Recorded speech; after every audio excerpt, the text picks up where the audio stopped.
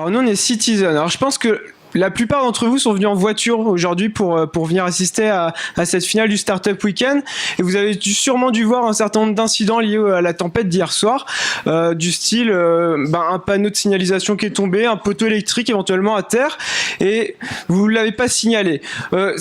Nous, on s'intéresse à ces problèmes-là. On s'intéresse aussi à des problèmes plus larges, comme les poubelles qui sont surexploitées. Il y a trop de poubelles un peu partout, ou des incidents sur du mobilier urbain. Nous, en fait, le souci principal, c'est que 80% des gens ne signalent pas ces incidents-là pour une raison très simple, c'est que ces incidents sont très chiants finalement à signaler, pour une raison évidente, c'est que c'est très compliqué d'identifier l'interlocuteur à qui on doit faire remonter l'information. C'est très long, c'est une perte de temps, ça prend beaucoup de temps d'informer les structures en charge de la maintenance de ces différents outils. Nous, notre proposition, c'est de Citizen. L'objectif, c'est qu'en 3 clics, le citoyen peut signaler un incident qu'il rencontre dans l'espace public. Concrètement, comment ça marche? Nous, c'est une plateforme, c'est une application mobile qui fonctionne très simplement. Concrètement, le citoyen rencontre un incident dans l'espace public, il donne la typologie de l'accident, si c'est un problème de voirie par exemple, si c'est un problème de nid de poule, il fait un problème de voirie, il prend une photo de l'incident pour montrer l'ampleur de l'incident, l'étendue de l'incident, et il l'envoie. Il peut aussi faire plusieurs photos et éventuellement faire un commentaire en complément, mais c'est pas obligatoire. Et à partir de là, il valide et c'est envoyé directement à la société qui gère la maintenance de ce souci en particulier. À partir de là, le citoyen, il y a 2 choses qui vont se mettre en place. D'un côté, le citoyen va être informé en temps réel de l'évolution du traitement du problème qu'il a soulevé, et de l'autre, il va marquer des points. Au bout d'un certain nombre de points, on va lui offrir un cadeau, un chèque cadeau par exemple, pour qu'il puisse être remercié justement de son acte citoyen.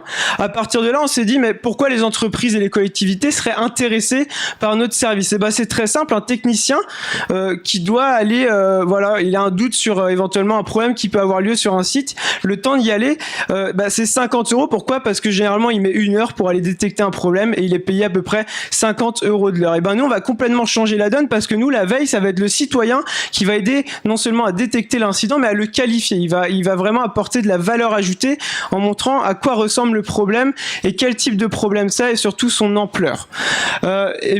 À partir de là, nous, le coût par qualification, il va être divisé par 15, donc c'est vraiment énorme, c'est une économie énorme pour l'entreprise. D'autant plus que ce qui est très intéressant, c'est que nous, on est payé au résultat. C'est-à-dire que si l'incident ne nécessite pas d'intervention, il se passe rien. Ça veut dire que l'incident, on prévient évidemment le citoyen, mais nous, on n'est pas payé. On prend une commission que sur les incidents déclarés qui nécessitent intervention et qui étaient vraiment importants.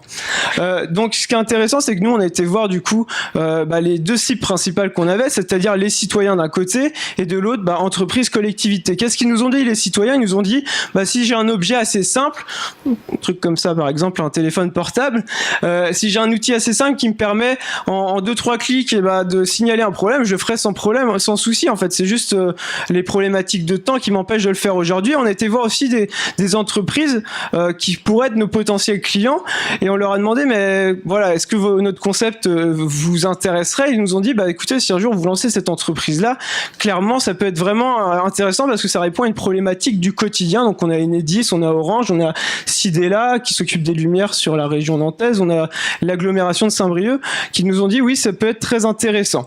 Et à partir de là, on s'est dit, comment on va développer ce projet? On a des besoins humains, évidemment, notamment au niveau de développement de communauté, développement en B2B, et surtout au niveau de la technique pour développer l'application, ce qui nécessite des besoins en finance.